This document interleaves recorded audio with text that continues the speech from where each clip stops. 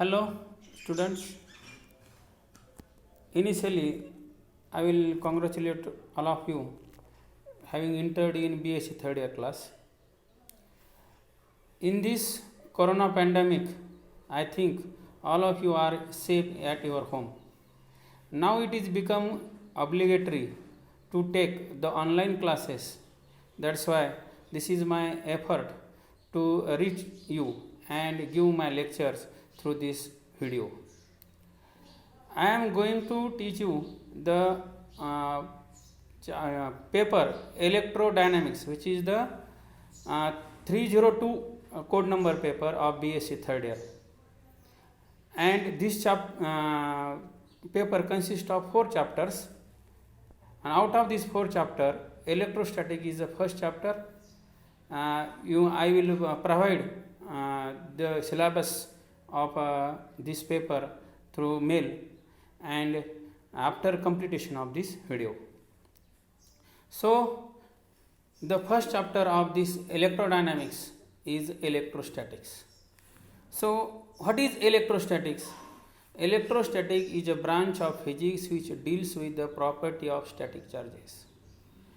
As you know that the charges are invented by the scientist Benjamin Franklin by observing the thundershot in the sky.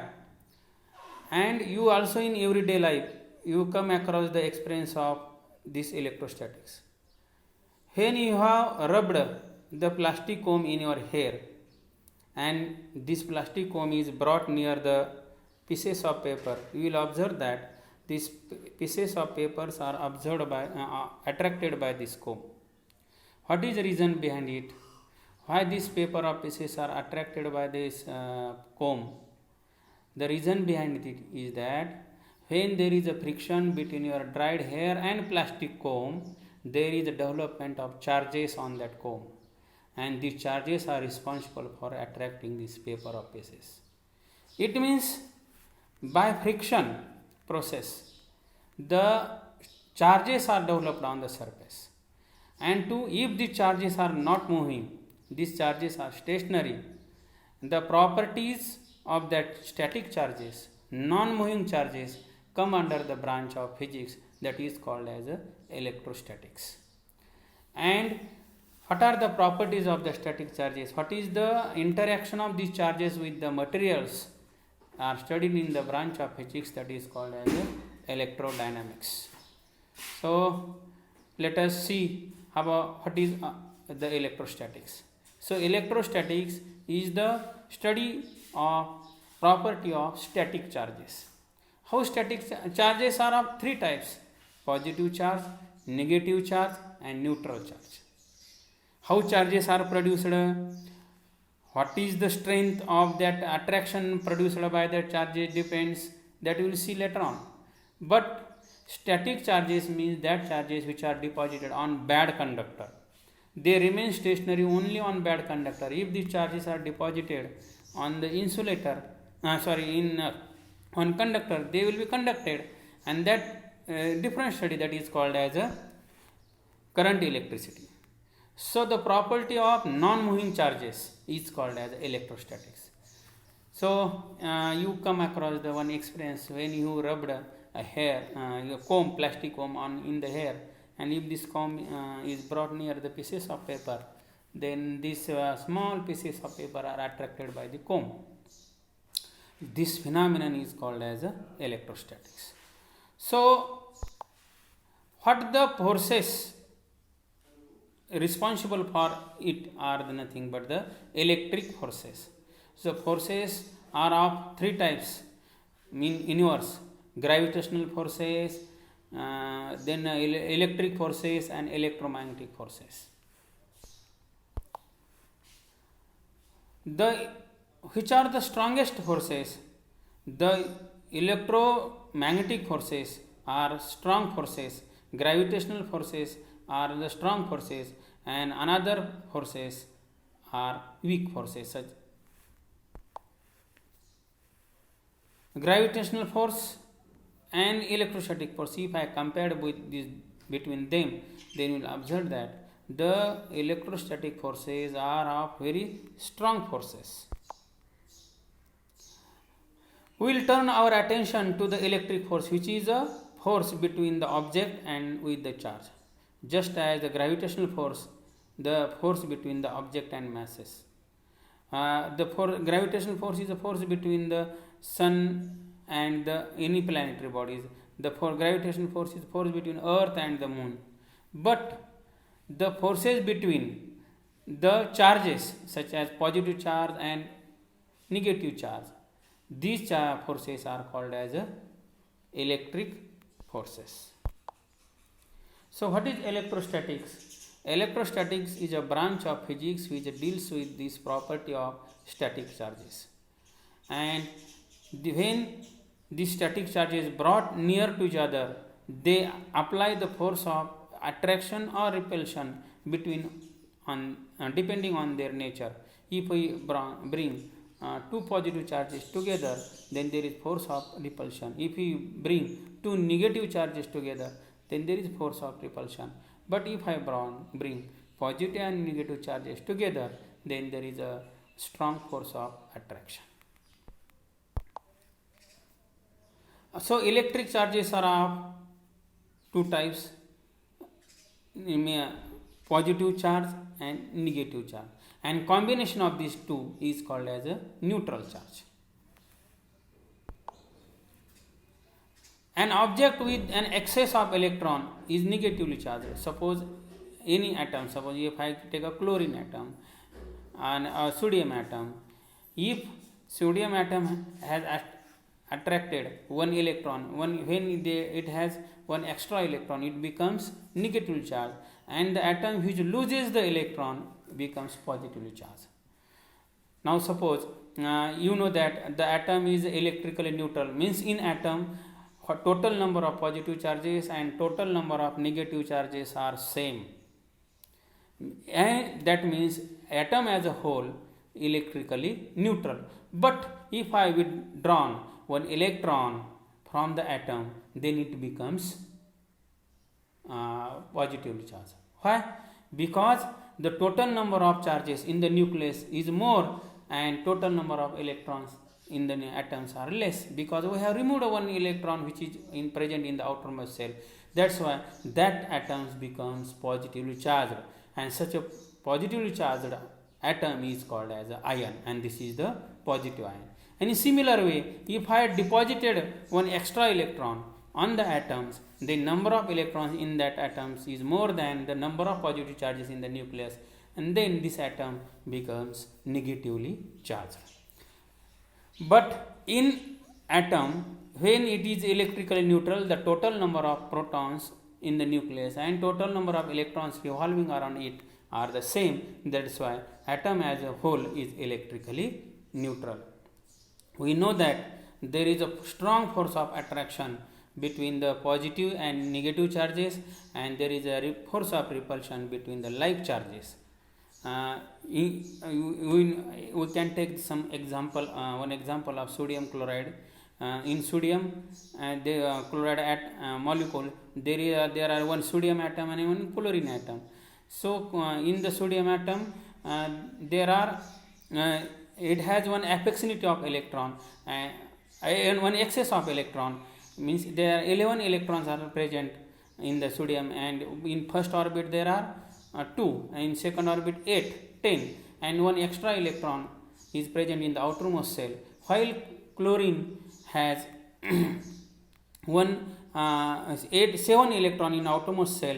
That's why it has an affinity of 1 electron. So when sodium atom give 1 electron to the chlorine atom, then chlorine becomes negatively charged, and due to loss of 1 electron, sodium becomes positively charged, and there is a strong force of attraction between this sodium and chlorine atom to form NaCl, that is called as a common salt.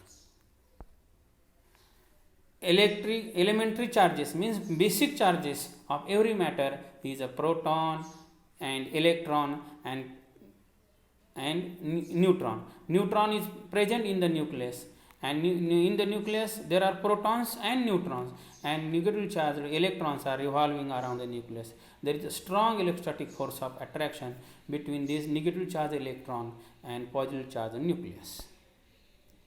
So elementary charges of every matters are proton, neutron and electron. The electric force between electron and proton supplies the centripetal force to keep that electron revolving around the nucleus.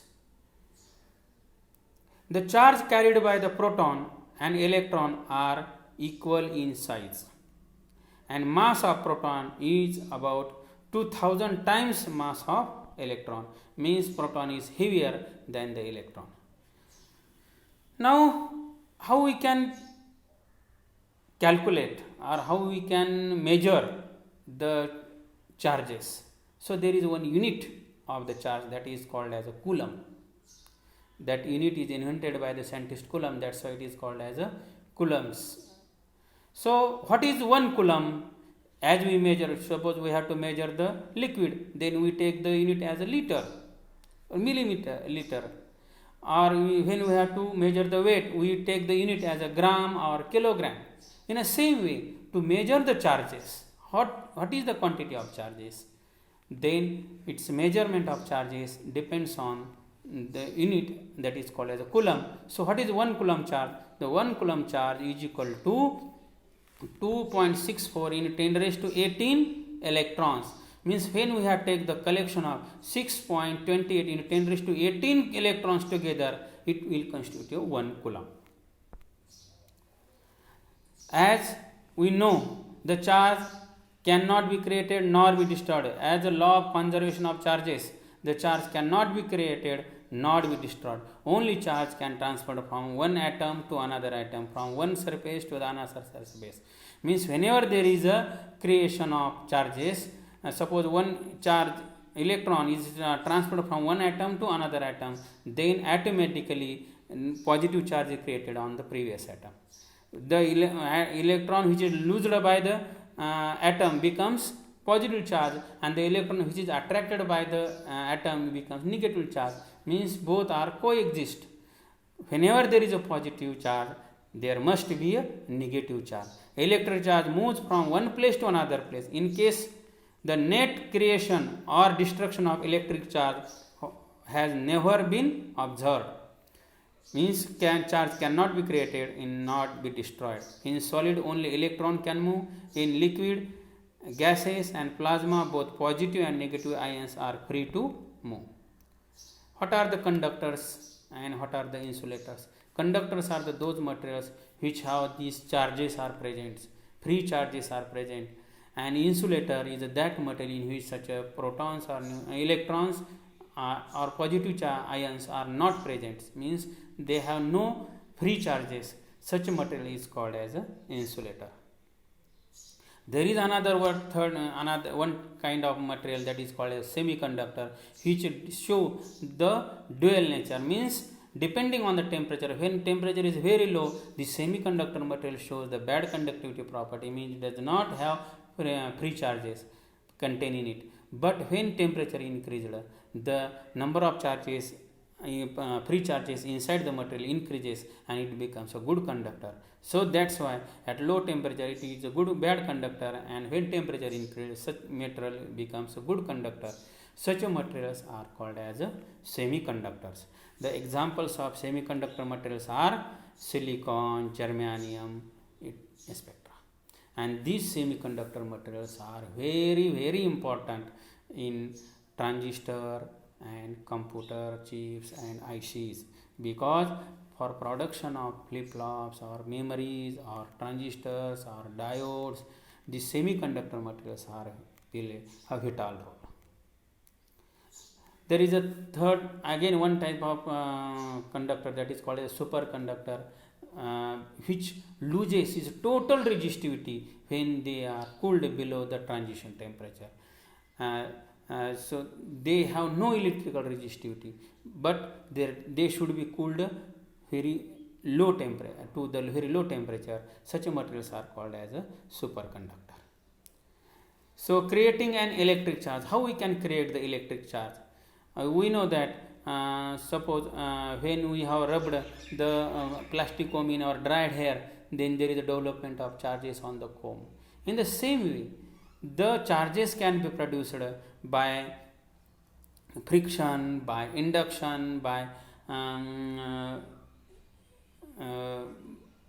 and there is another method by the induction process.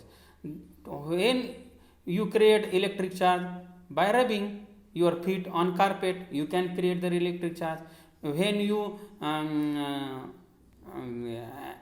rubbed the ebonite rod on the fur, then there is a development of charge on the ebonite rod. When you rubbed glass rod on the silk, then there is also development of charges.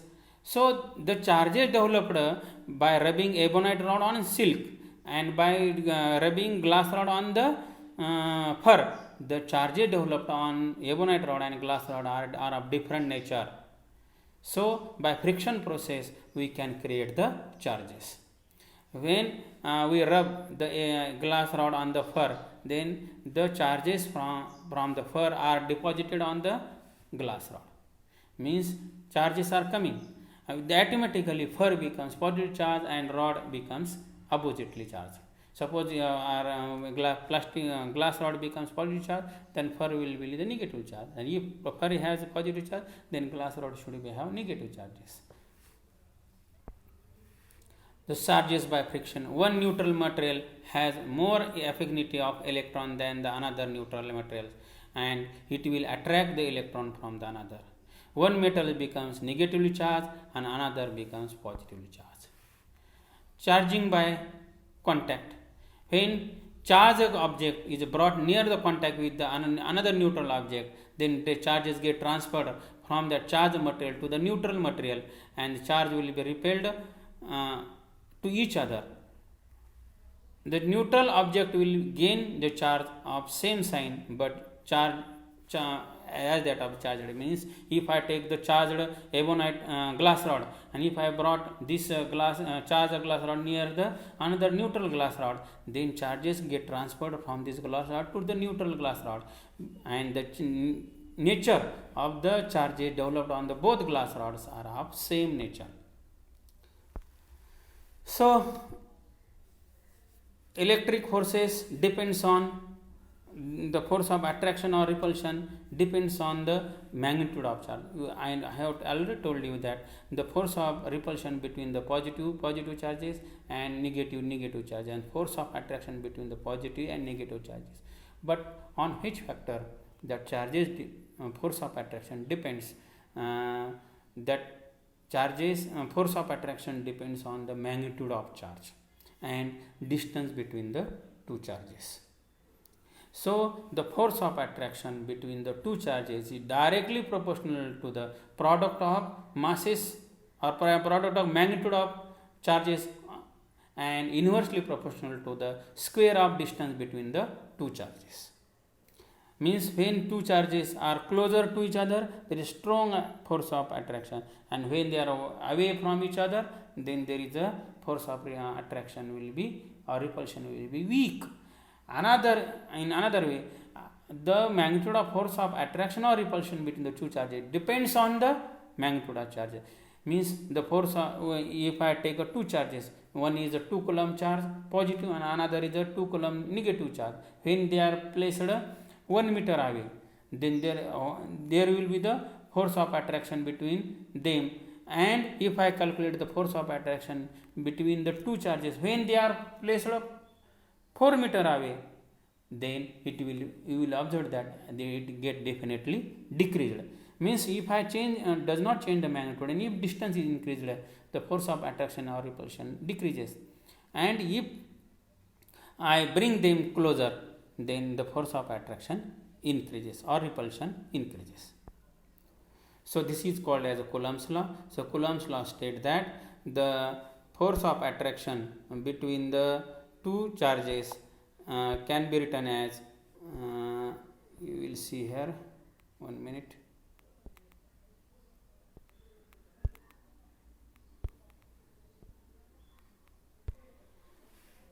The electric force of attraction between the two charges is equal to Q. Suppose first charge is capital Q, second charge is small q, then Q1 Q2 divided by R square, where R is the distance between the two charges and here K is the constant, and this constant has value K is equal to 9.0 into 10 raised to plus 19 Newton meter square per Coulomb square.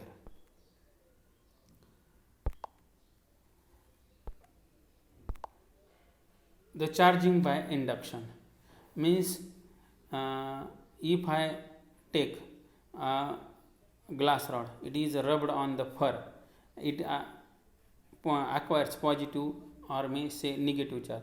If this glass rod is brought nearer to the another or near in the contact with another neutral glass rod, then charges from this rod is get transferred to this rod, and when charges on the both rod become same, then transferring of charges stops.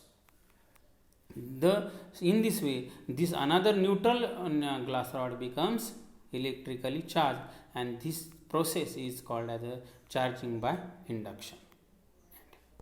Okay. And another aspect, how we can study this properties of electric charges, means glass rod Gauss law. Okay.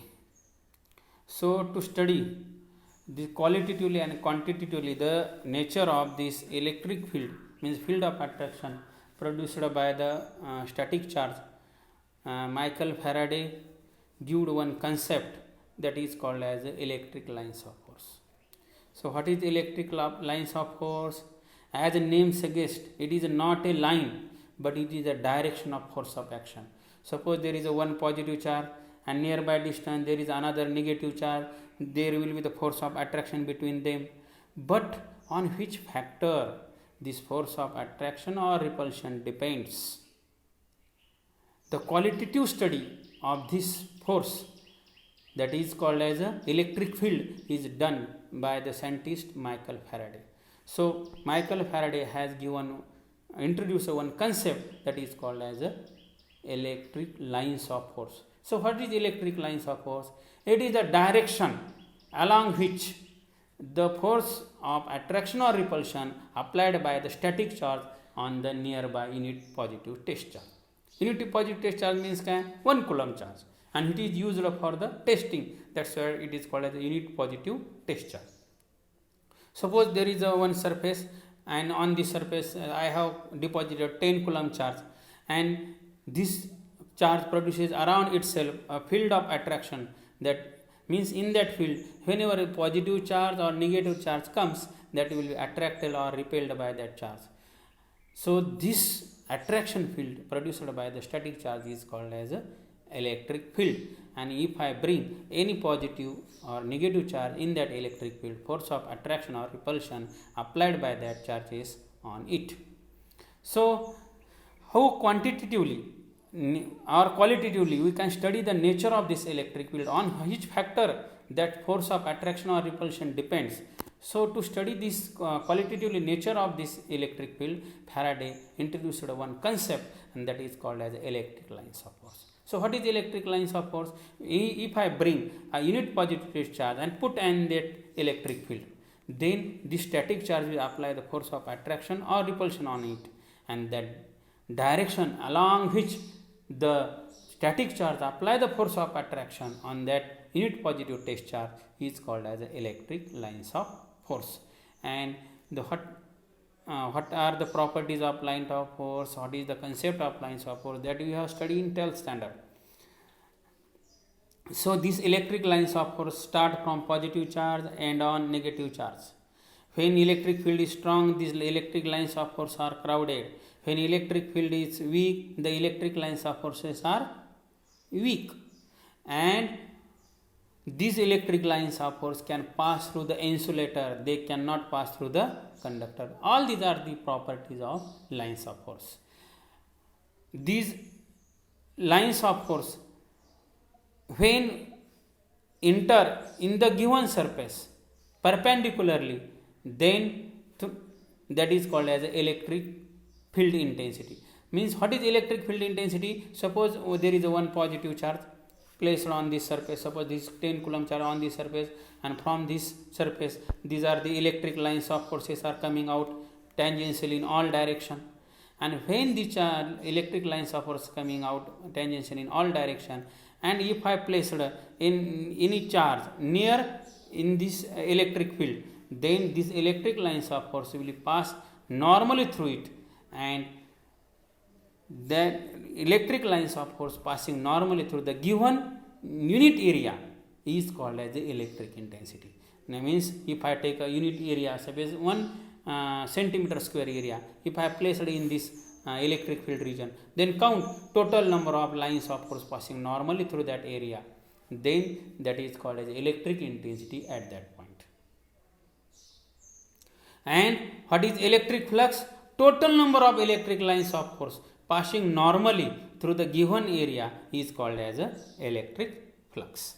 So what is electric flux? Total number of electric field of lines passing normally through the closed area. So pictorially I have shown here, suppose this is any surface, arbitrary surface area, that is called as a Gaussian surface area. Any closed area is called as a Gaussian surface area. Why it is called as a Gaussian surface area, that we will see later on. But initially at this situation, let us see this is a closed surface area and these are the electric lines of forces. Then count how much lines of forces passing normally through that unit area, given area, and that will be the electric flux over that area. So if I consider any small arbitrary area delta A of this surface area, then electric intensity is nothing but total number of lines of force passing normally through the unit area. And if I consider this is a small area delta A, then what is flux over that small area delta A? Capital E dot delta A. And if I am going to calculate total number of lines of force passing normally through this area, then that is E dot delta A summation, means summation all this small area, means that will be count total number of lines of forces passing normally through this area, that is shown here pictorially here. So electric flux to the surface is defined as inner product of electric field and surface vector. So if I take the integration mathematically, I can express that electric flux phi is a closed integral E dot delta dA, where E is the electric field intensity, means total number of lines passing normally through the unit area, and delta is the arbitrary area of this given surface. And if I take the closed integral, then that will give us a total number of electric lines of force passing normally through that given area. So in order to calculate the electric flux and produced by any over any surface, Gauss has given one law, and that is called as a Gauss law. So what is the statement of Gauss law? Gauss law states that for a closed surface means surface like sphere, surface like tin, which is closed tin, or any closed area such as a box, closed box, not open box, that is a closed area. And for a closed area having any number of charges situated inside it at any position, total electric flux over that closed surface is equal to the electric charges enclosed by that surface. That is called as a Gauss law. And proof of this Gauss law and application of this Gauss law let us see in next period. Thank you.